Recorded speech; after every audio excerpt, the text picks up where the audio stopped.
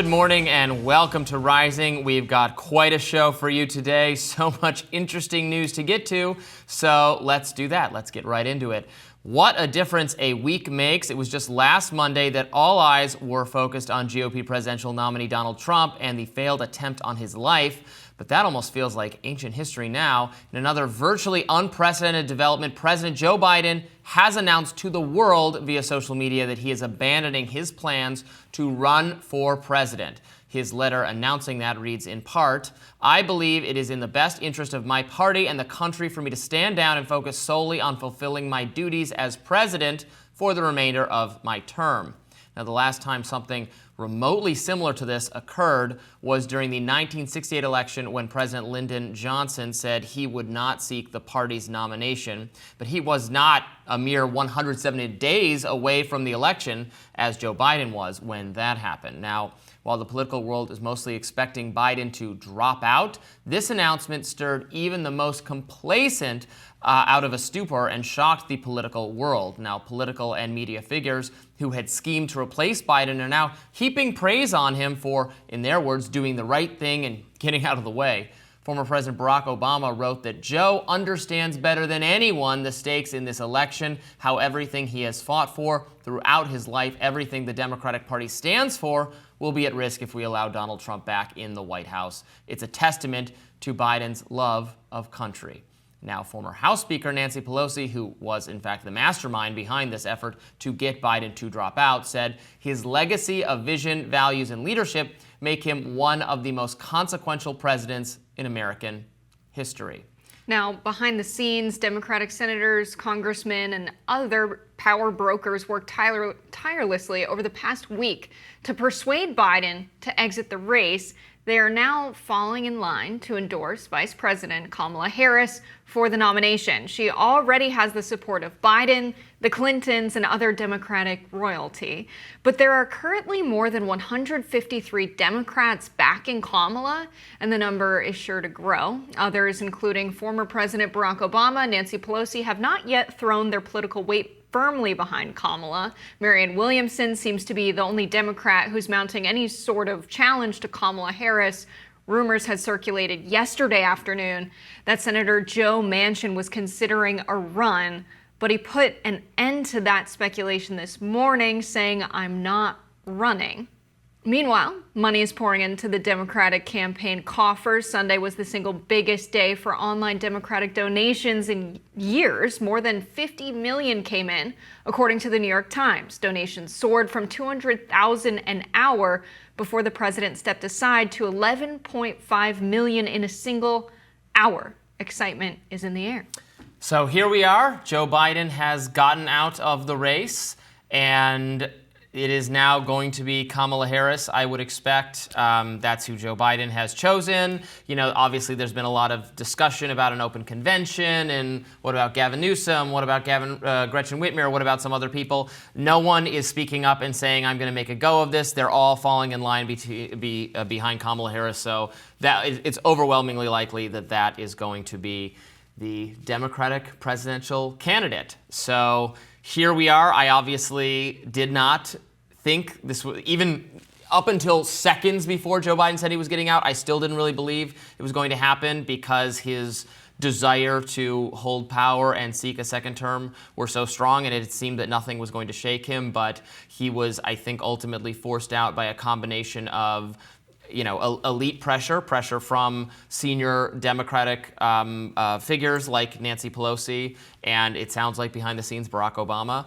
And then also the media has been relentlessly critical of him for the last month, ever since the debate performance. We saw what effect the media can have on a Democrat when they're treating them as harshly as they've treated Donald Trump for the last 8 years. And then also the fact that the donor money was entirely going to dry up.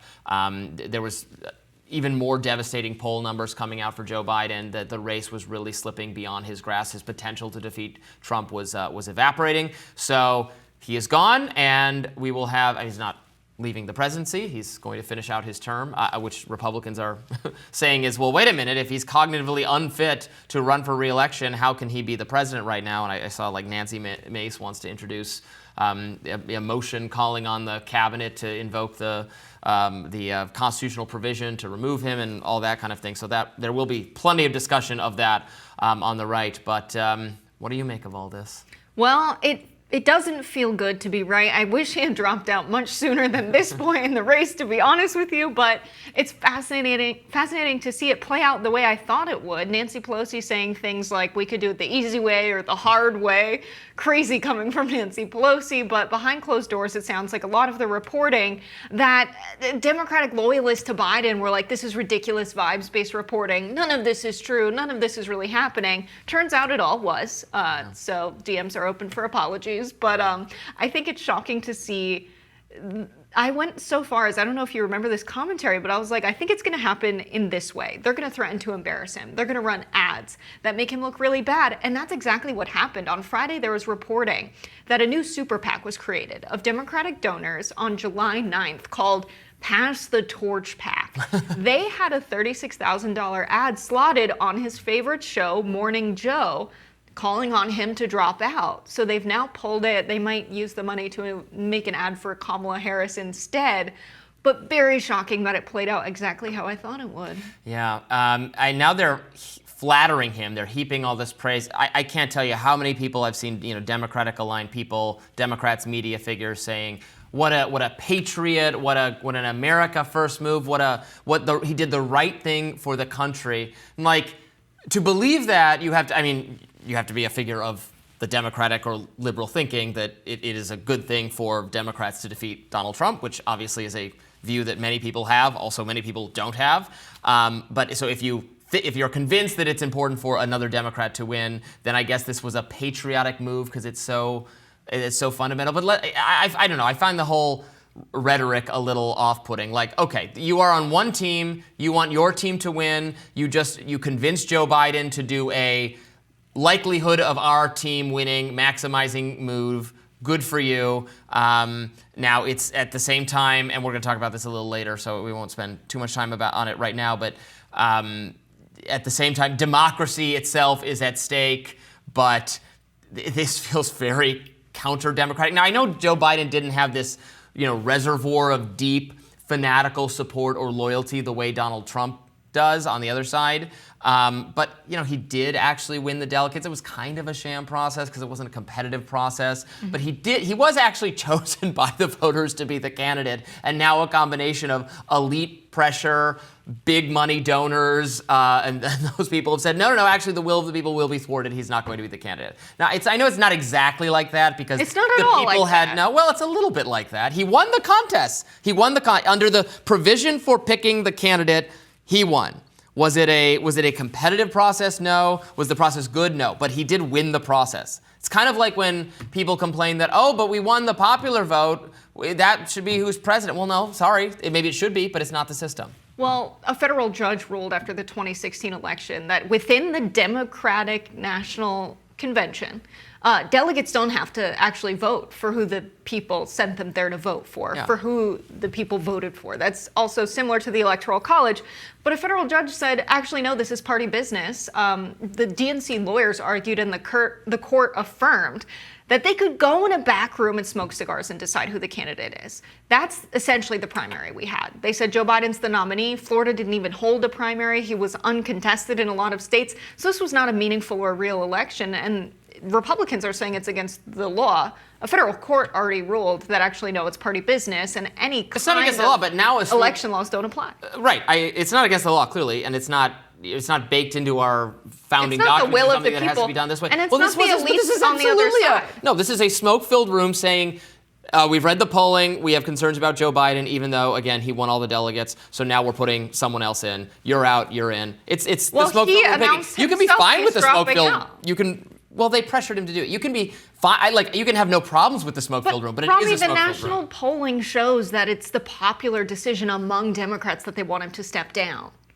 So how can you say that this is just the elites deciding this in a smoke-filled room? Well, they have buyer's remorse. They already picked him. They voted for him. We don't just say, oh, now there's a poll. They did not. In some states, it was only 6,000 people who even cast a ballot in the primary because they didn't have a real they should have primary. had an actual competitive primary, and then we would have maybe found out that the people didn't want Joe Biden to be the nominee. Joe Biden should have dropped out then and given the people a real choice. Joe Biden being the candidate is the least democratic thing that could have happened. This, at least, we have some kind of a choice. Nancy Pelosi. This seems even more even more undemocratic to me is behind the scenes a combination of elite media pressure and very, very wealthy donors say, we'd rather have Kamala Harris. I mean, where's the mandate for Kamala Harris? Who picked her? Who voted for her? She did terribly when she ran for president. Millions of people voted for her in 2020 to be the vice president. She was on the ticket. She was on the ticket, but when she was on her, they voted for her to be vice president, not president. When she ran for president herself, she did not do well. She did not cater to any natural constituency. She's never won an election outside of California on her own name, right, on her own top of the ticket thing.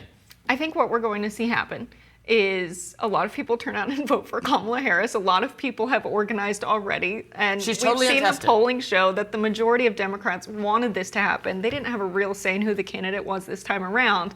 But to say that it's the elites making the decision, Nancy Pelosi is probably, not the most the avatar elite person. Of the elites. I mean, yeah, but Nancy Pelosi pushing him out is very different from the CEOs that were speaking every day, the Democratic strategists that were speaking every day saying Joe Biden needs to stay in. There were equal elites on either side. Oh, I don't agree with that. But we're going to discuss this more coming up next. Fun-filled show today. We've got lots to process from all sides. We're going to take a deeper dive into Kamala Harris and who she might select as her VP. We're going to see how the Republicans are responding. We're going to see how RFK Jr. is responding. Lots to get into. More Rising right after this.